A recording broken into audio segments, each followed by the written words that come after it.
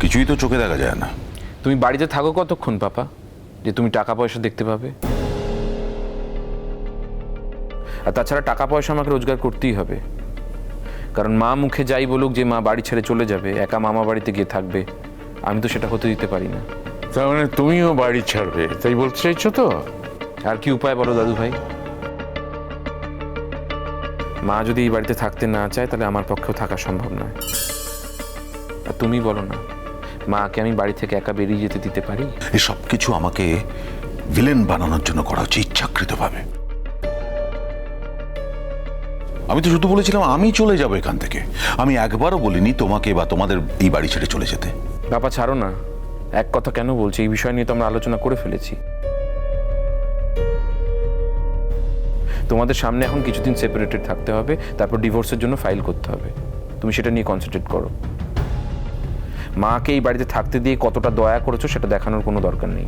কোনো দয়া দেখানো হচ্ছে না। আমি যাই বলি না কেন তোমরা সেটাকে অন্যভাবে ঘুরিয়ে দেখো। কিচ্ছু ঘুরিয়ে নেয়নি, ঠিকই বলেছে। আজ একটা ইয়াং ছেলের জন্য বাবা মায়ের কত কিছু সহ্য করতে হয়। তুমি দেখো তোমার এই ইয়াং ছেলেটি তোমার জন্য কত কিছু সহ্য করছে। সমাজে ওর মুখ পুড়ছে, বন্ধু বান্ধবের কাছে অনেক প্রশ্নের মুখোমুখি হতে হচ্ছে, ওর মাকে ওর সামাল দিতে হচ্ছে, নিজের ক্যারিয়ারটা 12টা বাজাচ্ছে। সব তোমার জন্য বুয়া, সব তোমার জন্য। আমার জন্য? অ্যামেজিং। বাবা আমার যখন এতই দোষ, তখন তখন তো আমি চলে গেলে এখান থেকে সবকিছু মিটে যায়। আমি তো বলেছি আমি নিজে চলে যাব এখান থেকে। আমি তো আমার কর্তব্যে কোনো ত্রুটি রাখবো এটা তো বলিনি। আমি কাউকে এখান থেকে চলে যেতে বলছি না, জাস্ট আমি মানুষটা এখান থেকে চলে যাবো, দ্যাটস ইট। তোমার কোনো কর্তব্য করার প্রয়োজন ছিল না। তুমি অনেক টাকা রোজগার করো তা আমরা জানি, এবং আমাদের পেছনে খরচও করেছো। তারপরে টাকার গরম দেখিও না। আমরা ভিক্ষে করে খাবো, তবু তোমার কাছে আর হাত পাতবো না। বাবা অনেক সময় আমার মনে হয় আর তো কটা দিন এই বাড়িতে আছি, তারপর তো চলে যাব। এই সময়টুকু আমি একটু তোমার সঙ্গে কথা বলি, একটু বাড়ির সকলের সঙ্গে থাকি, আমার ছেলেদের সঙ্গে। কিন্তু এমন জটিল করে ফেলেছো সবকিছু তোমরা, না তোমরা আমাকে বেশিক্ষণ সহ্য করতে পারো, না আমি এখানে বেশিক্ষণ থাকতে পারি তোমাদের সঙ্গে। মা, মা একটু জল দাও না। টিঙ্কা, আমি তোকে এক্ষুনি খেতে দিচ্ছি, মাছটা ভেজেই দিয়ে দিচ্ছি, এনে জল। আচ্ছা মা, অঙ্কিতা কোথায়? বাজারে গেছে।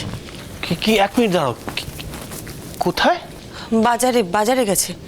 তুমি অঙ্কিতাকে বাজারে পাঠিয়েছো? না না যাবো, আমি পাঠাইনি, ও নিজের থেকেই গেছে, আমি বলি নিজে থেকে। দাঁড়াও মা, তোমার আক্কেল জ্ঞান বলে কিছু নেই নাকি? হ্যাঁ, তুমি অঙ্কিতাকে বাজারে পাঠিয়েছো, কি মুশকিল। মানে কোনোদিন বাজারে যায়নি মা, ওর বাড়ির লোক জানলে কি মনে করবে বলো তো? ওরা ভাববে যে আমরা ওনাদের মেয়েকে বাজারে পাঠাচ্ছি। দাদা ভাই, বৌদি ভাই তো অ্যাডাল্ট রে, বৌদি ভাই কি করবে কি করবে না সেটা নিজে ডিসাইড করবে। তুই বরং বৌদি ভাই এলে জিজ্ঞাসা করে নিস বৌদি ভাই এক্স্যাক্টলি কেন বাজারে গিয়েছিল। মাকে কেন শুধু শুধু চার্জ করছিস রে? মাকে চার্জ করছি তার একটা কারণ আছে ডিঙ্কা। তোমার বৌদি ভাই তো নিজের থেকে জানতে পারে না আমাদের বাড়িতে কি লাগবে, বাজার থেকে কি আনতে হবে। মা নিশ্চয়ই বলেছে, সেই জন্যই গেছে। আমি বাজারে যাচ্ছিলাম লঙ্কা আর আদা আনতে, অঙ্কিতা শুনে বলল আন্টি তোমার যাবার দরকার নেই, আমি যাব, তাই ও গেছে। আমি তো এখানে ছিলাম, আমি সব দেখেছি, আমি সব জানি। আর অঙ্কিতা নিজেই বাজারে যেতে চেয়েছে। তুমি তোমার মাকে শাসন করছো এর জন্যে কেন? কি আর করবে বলো দাদু ভাই, এই বাড়িতে শাসন করার মতো তো একজনই আছে।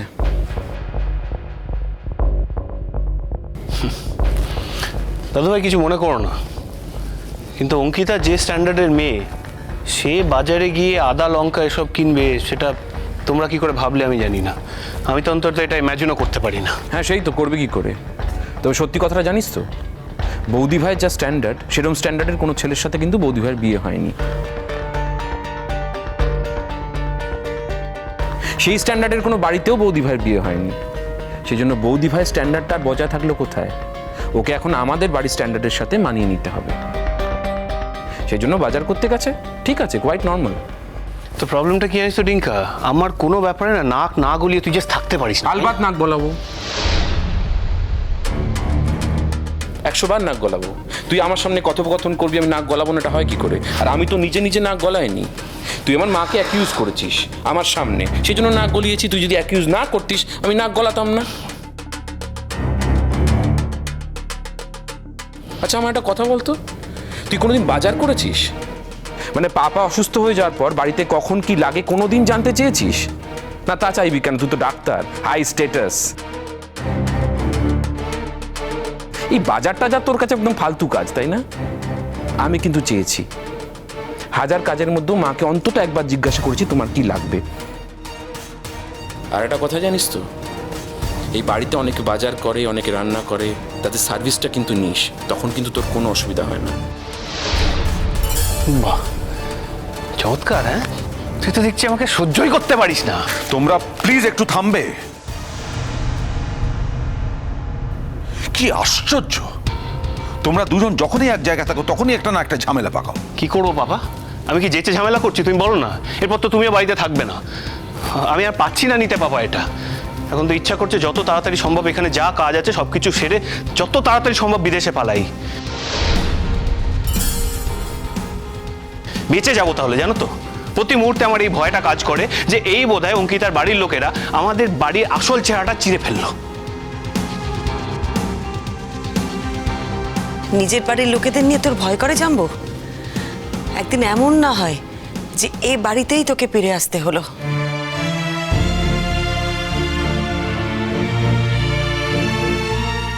দেখ বাবা, আমি তো অত বুঝি না তোদের মতন, তবে কেন জানি না আমার মনে হয় যে বিদেশে থাকার মতন মানসিকতা না তোর নয়। না মানে তুই তো নিজের কাজ নিজে করতেও পারিস না, করতে শিখিসও নি কখনো। কি করে থাকবি রে তুই বিদেশে? দেখো মা, তুমিও থাকবে আমিও থাকবো, তবে একটা কথা বলতে পারি, যদি বিদেশ থেকে আমার এই দেশে ফিরেও আসতে হয় না, আর যেখানে যাই না কেন, অন্তত এই বাড়িতে আমি ফিরবো না।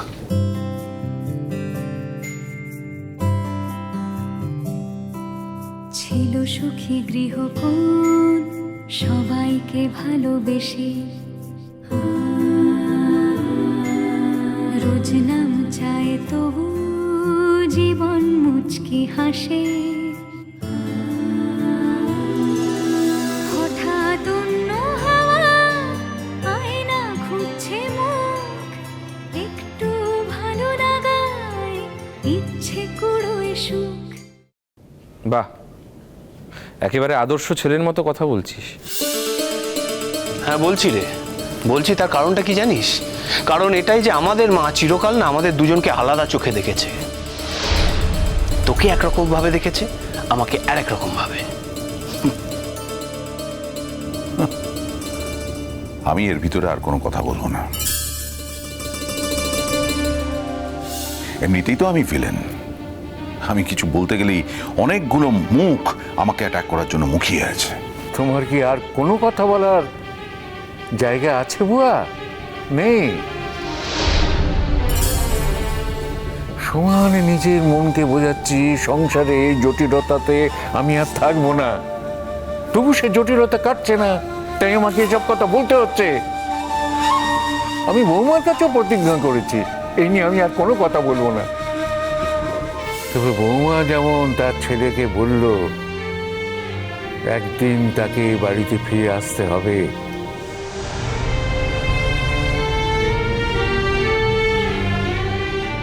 আমিও তোমার বাবা হয়ে বলছি বুয়া, ঠিকই পত্রপাঠ ওই বাড়ি থেকে তোমার এই বাড়িতে ফিরে আসতে হবে।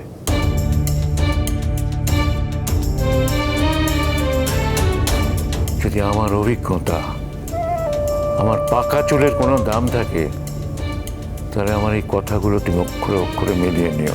আমিও তোমায় বলছি বাবা, এই বাড়ি থেকে আমি যখন বেরিয়ে যাচ্ছি, যখন তোমাদের চোখে আমি ভিলেন হয়ে আছি, তখন আমিও কোনোদিন এই বাড়িতে ফিরে আসবো না। হ্যাঁ, তোমাদের দেখাশোনা করার জন্য আমায় আসতেই হবে, এটা আমার বাড়ি, আমার দায়িত্ব। কিন্তু যখন তোমাদের প্রয়োজন হবে, যখন তোমরা আমাকে ডাকবে, তখন আমি ফিরব। নিজে উপযাচক হয়ে কখনো আসবো না।